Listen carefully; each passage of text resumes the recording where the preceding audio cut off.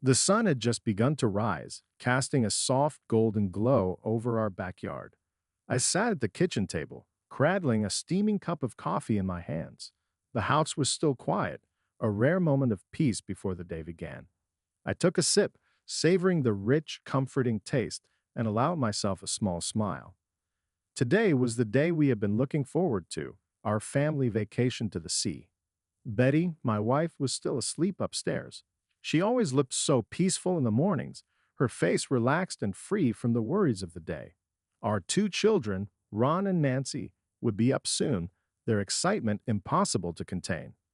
I glanced at the bags we had packed the night before, lined up neatly by the door. Everything was ready. Just then, I heard the soft patter of little feet on the stairs. Ron, our 5-year-old, appeared in the doorway, rubbing his sleepy eyes. "Morning, buddy," I said, ruffling his hair. "You ready for the big trip?" Ron's face lit up with a huge grin. "Yeah, Dad. Are we leaving soon?"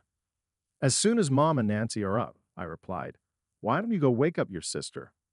Ron dashed off, his footsteps echoing through the house. I couldn't help but chuckle. His energy was infectious, and it filled the house with a kind of warmth that I cherished. I took another sip of my coffee and let my mind wander. This vacation was supposed to be a time for us to reconnect as a family. The past few months had been tough, with Betty and me drifting apart. But I had a plan, one that involved more than just family bonding. Sarah, my lover, was staying in the room next door to our beach house. I had orchestrated it perfectly, pretending to be sick so I could visit her while Betty and the kids were at the beach. The thought of it brought a pang of guilt, but I pushed it aside. Ron returned with Nancy, our 3-year-old, in tow. She was clutching her stuffed bunny, her eyes still heavy with sleep. "Good morning, Princess," I said, giving her a kiss on the forehead. "Ready for some fun at the beach?" Nancy nodded, a shy smile spreading across her face. "Will there be seashells, Daddy?" "Lots of them," I promised. "And sandcastles, too." Betty appeared at the top of the stairs, her hair tousled and a sleepy smile on her lips. "Morning, everyone," she said, making her way down. "Morning, love." I greeted her with a kiss. "Coffee's ready." "Thank you," she replied, taking a cup and joining us at the table. "I can't believe we're finally going. The kids have been talking about this for weeks." "I know," I said, glancing at Ron and Nancy. "It's going to be great." As we sat together, sharing breakfast and laughter, I felt a sense of contentment wash over me. Despite everything, these moments were what I lived for, the simple joy of being with my family. I knew the road ahead would be complicated, but for now, I allowed myself to savor the perfect morning. Betty reached across the table and squeezed my hand. "I'm really looking forward to this trip," she said softly. "I think it's just what we need." I squeezed her hand back, forcing a smile. "Me too," I lied, hoping she couldn't see the conflict in my eyes. "Me too." The first morning at the beach house started with the smell of bacon and eggs wafting through the air. I was up early, eager to make breakfast for my family and start our vacation on a good note. The kitchen was small but cozy, with a window that offered a stunning view of the ocean. The rhythmic sound of the waves crashing against the shore was soothing, almost hypnotic. Betty came downstairs, her hair still damp from her shower. She looked refreshed and happy, a rare sight these days.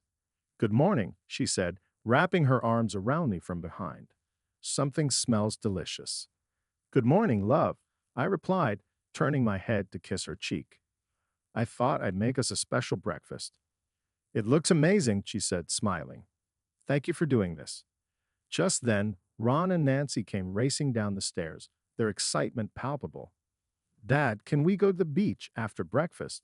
Ron asked, his eyes wide with anticipation. "Of course, buddy," I said, ruffling his hair. "We'll spend the whole day there." Nancy tugged at Betty's hand. "Mommy, can we build a big sandcastle?" "We can build the biggest sandcastle ever," Betty said, laughing. "But first, we need to eat." We all sat down together, enjoying the meal and each other's company. It felt like the perfect start to our vacation, but as I looked at my family, the guilt I had been pushing aside started to creep back in.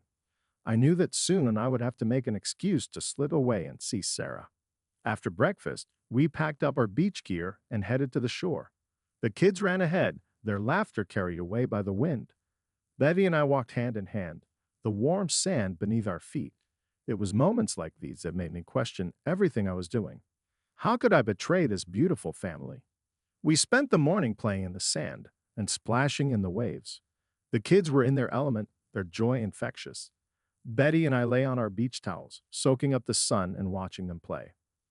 "This is perfect," Betty said, turning to me with a smile. "I've missed this, us being together as a family." "Me too," I said, my heart aching with the weight of my secret. "I'm glad we're here." As the afternoon sun grew hotter, I felt the familiar pang of guilt and anticipation. I had to see Sarah. I needed to find a way to slip away without raising suspicion. "I'm starting to feel a bit tired," I said, feigning a yawn. "I think I'll head back to the house for a quick nap." Betty looked at me with concern. "Are you feeling okay?" "Yeah, just a bit worn out from the drive yesterday," I lied. "I'll be fine after a little rest." "Okay," she said, squeezing my hand. "Get some rest. We'll be here when you're ready to come back." I nodded, trying to ignore the guilt gnawing at my conscience. I walked back to the house, my mind racing with thoughts of Sarah and the complicated mess I had created. When I reached her door, I hesitated for a moment before knocking. She opened the door, a smile spreading across her face when she saw me. "Hey, you," she said, pulling me inside. "I've missed you." "I've missed you too," I replied, closing the door behind me. It's been hard, being with them and pretending everything is normal. Sarah kissed me softly. "We have to make the most of the time we have," she said. "Let's not think about anything else right now." As we spent the afternoon together, I tried to push aside the guilt and focus on the moment. But deep down, I knew that this double life was unsustainable. The unraveling of my routine had begun, and I couldn't ignore the consequences much longer. The days at the beach house went by in a pleasant blur of sunshine, laughter, and sandy toes. Every morning, we woke to the sound of seagulls and the gentle crash of waves. It was as if we had stepped into a postcard-perfect vacation. But beneath the surface, I was wrestling with my own demons, constantly balancing the joy of family time with the guilt of my secret meetings with Sarah. One evening, after a particularly fun day of beach games and ice cream, we decided to have a family movie night. The living room was cozy, with a big window that let in the last rays of the setting sun. Ron and Nancy were sprawled on the carpet, already in their pajamas, while Betty and I settled on the couch. "What movie should we watch?" Betty asked, scrolling through the options. "How about a classic?" I suggested, trying to keep my mind from wandering. "Something we all love." Ron and Nancy started debating their favorite films, their voices a cheerful mix of excitement and opinions. Finally, we settled on an animated adventure we'd all seen countless times but never seemed to tire of. Halfway through the movie, as I sat there with my arm around Betty, my phone buzzed. I glanced at the screen and saw a message from Sarah. My heart raced, and I quickly put the phone face down on the coffee table. "Who was that?" Betty asked, her eyes still on the screen, but her tone curious. "Just a work thing," I lied, forcing a smile. "Nothing important." Betty nodded and snuggled closer to me. I felt a pang of guilt, stronger than ever.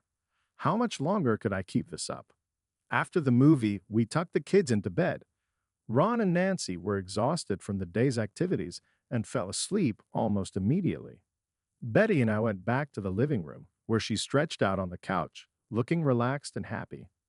"This vacation is just what we needed," she said, reaching for my hand. "I feel like we're reconnecting." "Yeah," I replied, my voice catching. "It's been wonderful." Betty sat up and looked at me, her eyes serious. "You've been a bit distant lately, though. Is everything okay?" I had opened my mouth to respond, but before I could say anything, the sound of a car pulling into the driveway caught our attention. We both turned to look out the window. My heart sank as I recognized the car. It was Sarah.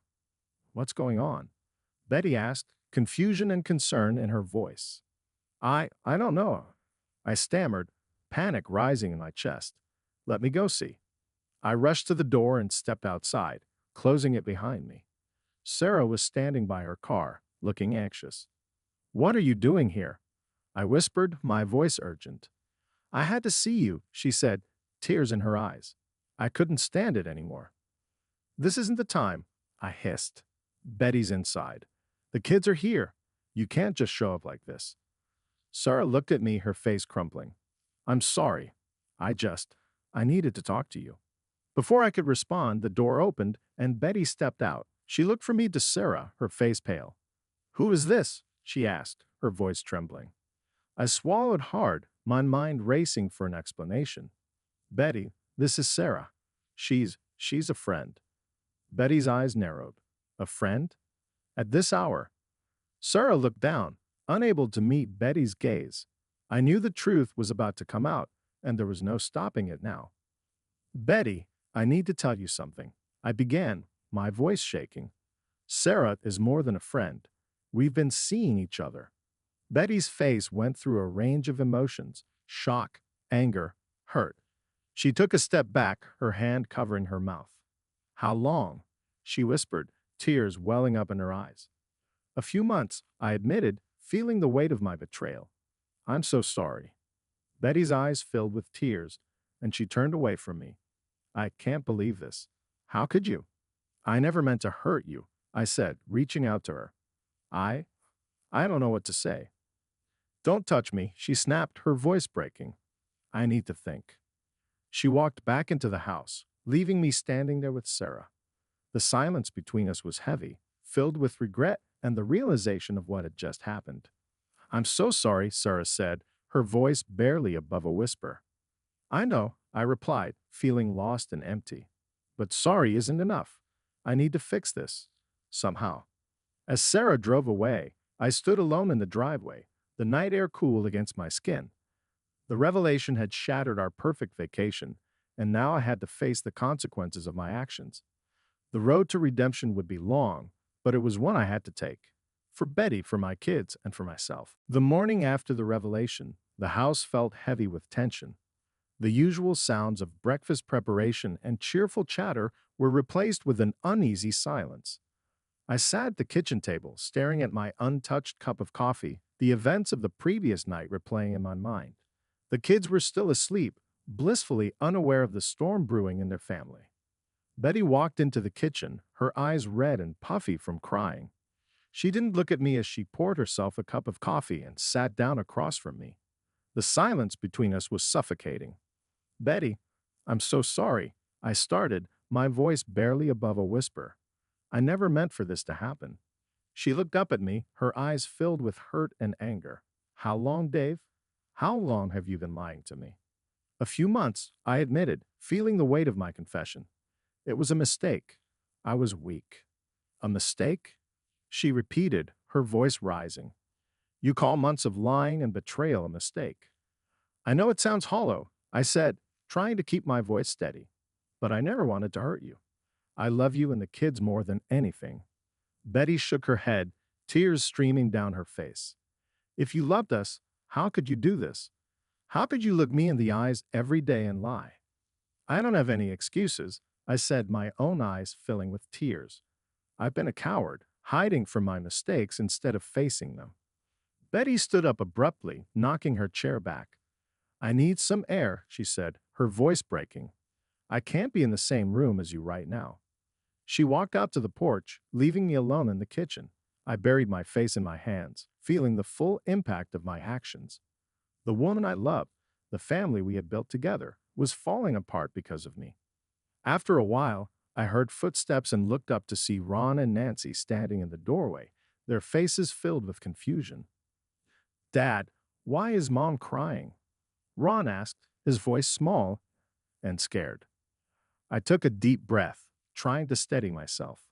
Mom and I are going through something difficult right now, but it's not your fault. We both love you very much. Nancy clung to Ron, her eyes wide with fear. Are you and Mommy going to be okay? I forced a smile, even though my heart was breaking. We're going to do everything we can to make things right, sweetheart. The kids nodded, their trust in me unwavering despite the chaos. I hugged them tightly, feeling the immense responsibility of being their father. I had to fix this for them and for Betty. Later that day, after the kids had gone outside to play, Betty came back into the kitchen. She looked tired, but there was a determination in her eyes that I hadn't seen before. We need to talk about what happens next, she said, her voice steady. I agree, I replied, bracing myself for what was to come. I can't just forgive and forget, Betty said, sitting down across from me again. I need time to think, to figure out if I can ever trust you again. I understand, I said, my heart sinking. I'll do whatever it takes to make things right. She nodded, her expression hardening. First, you need to end it with her. Completely. No more lies. No more secrets. I will, I promised. I'll call her right now and end it. Betty watched as I picked up the phone and dialed Sarah's number. My hands were shaking, but I knew this was the first step towards healing. Hello. Sarah's voice came through the line, sounding hopeful. Sarah, it's over, I said, my voice firm. I can't do this anymore. I need to fix things with my family. There was a long pause on the other end before Sarah spoke again, her voice barely audible. I understand. Goodbye, Dave. I hung up the phone and looked at Betty, hoping for a sign that things might get better. Thank you, she said, her voice softening slightly. That's a start. We sat in silence for a moment, the weight of the situation hanging between us. There was a long road ahead, filled with difficult conversations and painful truths, but for the first time, there was a glimmer of hope. We both wanted to find a way back to each other, to rebuild the trust that had been shattered. I'm willing to fight for us, I said, reaching across the table to take her hand. I hope you are too. Betty looked at me, her eyes filled with a mix of emotions. I don't know what the future holds, Dave, but for now, I'm willing to try. In that moment, I felt a small spark of hope. It wasn't much, but it was enough to hold on to. We would take it one day at a time, one step at a time, and see where it led us. For the sake of our family, we had to try. The days following my confession were some of the hardest I had ever faced. The air in the beach house was thick with tension and unspoken words. Betty and I moved around each other carefully, like we were walking on glass. The kids sensed something was wrong, but didn't know what. I could see the worry in their eyes, and it broke my heart. One evening, after we had put Ron and Nancy to bed, Betty and I sat down in the living room. The silence was heavy, and I knew we couldn't keep avoiding the conversation we needed to have. Betty, we need to talk about what happens next, I said, my voice trembling slightly. She looked at me, her eyes filled with a mixture of anger and sadness. I don't know if I can ever trust you again, Dave. You broke something that might never be fixed. I know, I said, my heart aching, but I'm willing to do whatever it takes to earn back your trust. I'll go to counseling. I'll be completely transparent. Anything you need. Betty sighed and looked away, tears welling up in her eyes. I just keep thinking about all the times you looked me in the eye and lied. How am I supposed to believe anything you say now? I understand, I replied, my voice barely above a whisper. I don't expect you to trust me right away, but I hope in time we can find a way to rebuild what we had. She shook her head, wiping away a tear. It's not just about us, Dave. It's about the kids. How do we explain this to them? How do we make sure they don't get hurt? We'll take it one step at a time, I said, reaching out to take her hand. We'll be honest with them, but we'll also protect them from the worst of it. They need to know that we both love them and that we're going to do everything we can to keep our family together. Betty pulled her hand away and stood up, walking over to the window. She stared out at the dark ocean, her shoulders shaking with silent sobs. I stood up and walked over to her, placing a hand on her shoulder. I'm so sorry, Betty, I said, my voice breaking. I've made so many mistakes, but I love you and the kids more than anything. Please, give me a chance to make things right. She turned to face me, her eyes red and swollen. I need time, Dave. I need time to figure out if I can forgive you, if I can trust you again. Right now, I don't know. I'll give you all the time you need, I said, my heart heavy with regret. I'll do whatever it takes to prove to you that I'm committed to fixing this. Betty nodded, her expression softening slightly. We'll see. For now, let's just focus on the kids and making sure they're okay. In the days that followed, Betty and I tried to put on a brave face for Ron and Nancy. We took them to the beach, played games, and did our best to create some happy memories. But the strain was always there, lurking just beneath the surface. One afternoon, while Betty was out for a walk and the kids were playing in the sand, Ron came over to me with a serious look on his face. Dad, are you and Mom going to get a divorce? He asked, his voice trembling. I took a deep breath, trying to find the right words. Ron, your mom and I are going through a tough time right now, but we both love you and Nancy very much, and we're going to do everything we can to stay together. Ron looked at me, his eyes filled with worry. But what if you can't? What if you don't stay together? I hugged him tightly, feeling his small body shake with fear. No matter what happens, we'll always be a family. You and Nancy are the most important things in our lives, and we'll always be here for you. Ron nodded, holding on to me tightly. I love you, Dad. I love you too, buddy, I said, my heart aching. Everything is going to be okay. I promise. As I held him, I realized that my actions had consequences far beyond just my relationship with Betty. I had shattered the trust of my entire family, and it was going to take a lot of time and effort to rebuild it.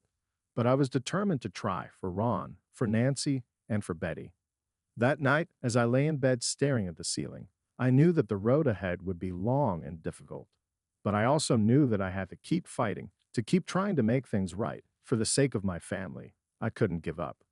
The trust I had shattered might never be fully restored, but I was willing to spend the rest of my life trying. The decision to take a trip to Dallas came about as an attempt to find some clarity in space.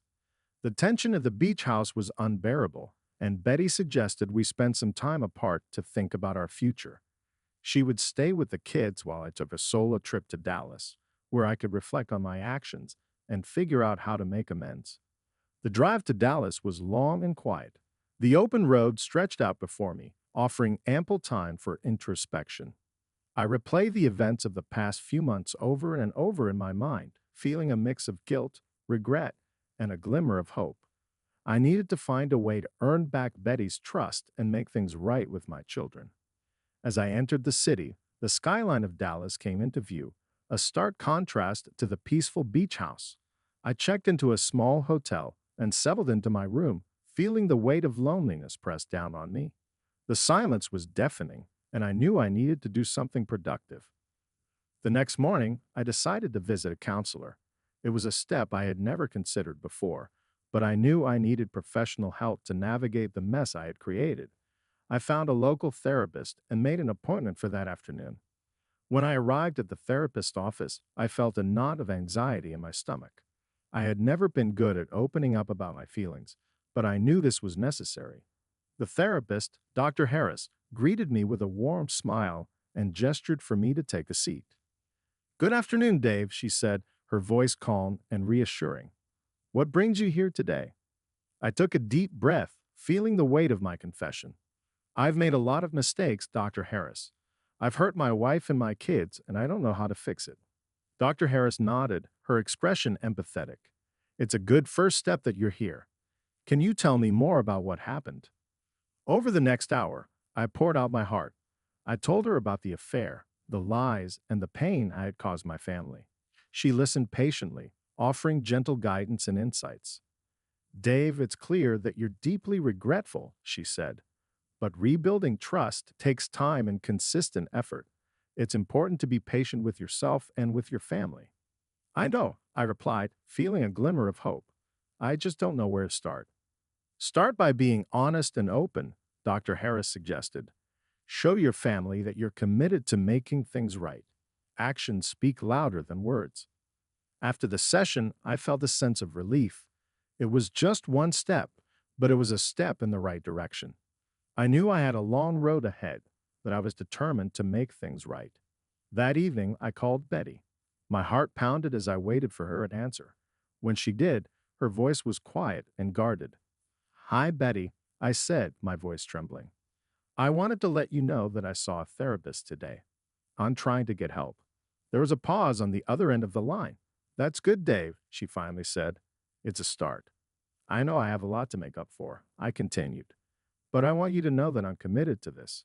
I want to fix our family. Betty sighed, and I could hear the exhaustion in her voice. It's going to take time, Dave. A lot of time, but I'm willing to see where this goes. Thank you, I said, relief washing over me. How are the kids? They're doing okay, she replied. They miss you, but they're adjusting. We're taking it one day at a time. After we hung up, I felt a sense of renewed determination. The journey to Dallas had given me the space I needed to reflect and start the process of healing. I knew it wouldn't be easy, but I was ready to put in the work. The next few days in Dallas were spent in quiet reflection. I continued my sessions with Dr. Harris, delving deeper into my issues and finding ways to cope with the guilt and regret. Each session was a step forward, a piece of the puzzle that would help me rebuild my life.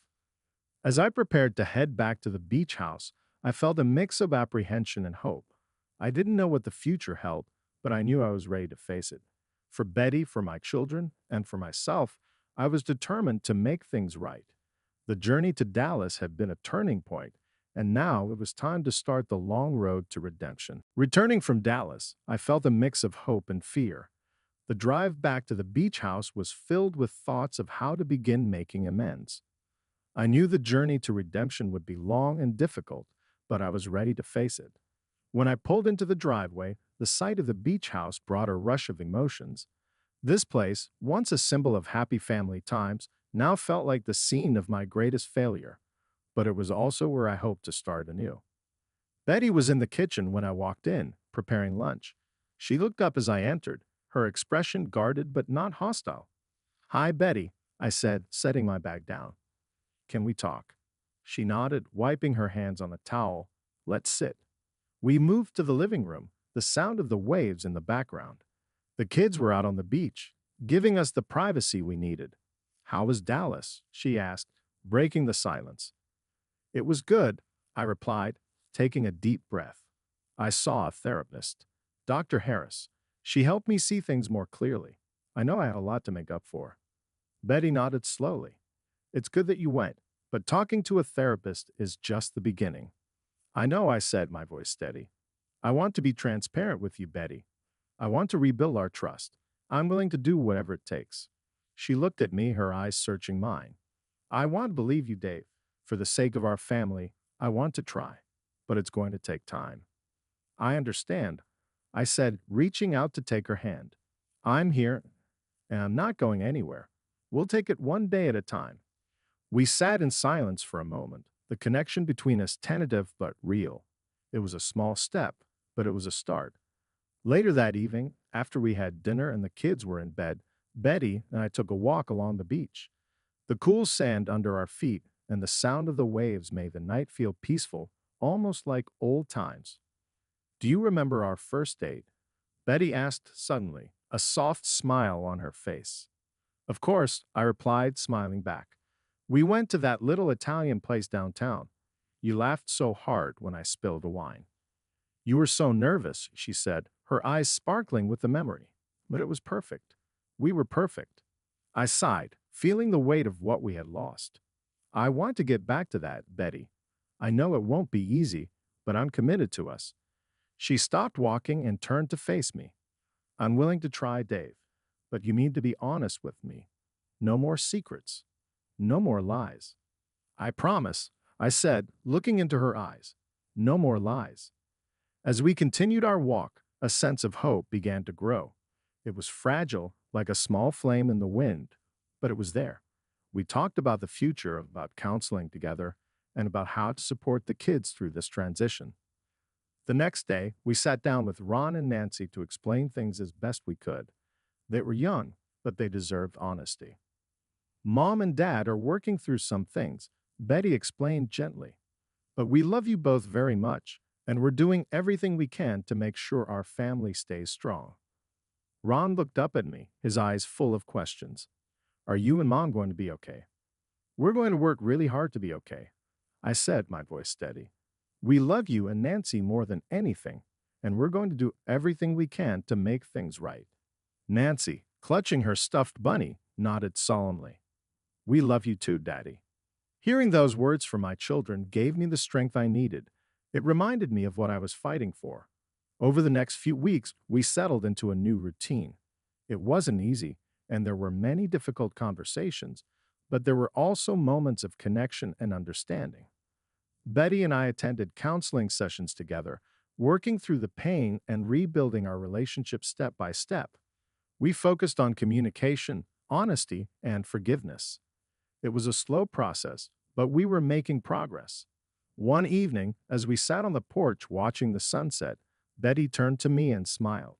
I can see the effort you're putting in, Dave. It means a lot. I'll never stop trying, I said, taking her hand. For us, for the kids, for our family. She leaned her head on my shoulder, and we watched the sun dip below the horizon. It was a new beginning, a chance to rebuild and strengthen what we had nearly lost. In the months that followed, our family grew closer. We learned to appreciate the small moments, to communicate openly, and to support each other through the tough times. The road was long and sometimes rocky, but we were on it together. The journey to Dallas had been a turning point, but the real work had begun back at the beach house. With each day, we took another step towards healing, towards rebuilding the trust that had been shattered. And with each step, we moved closer to a future filled with hope, love, and new beginnings.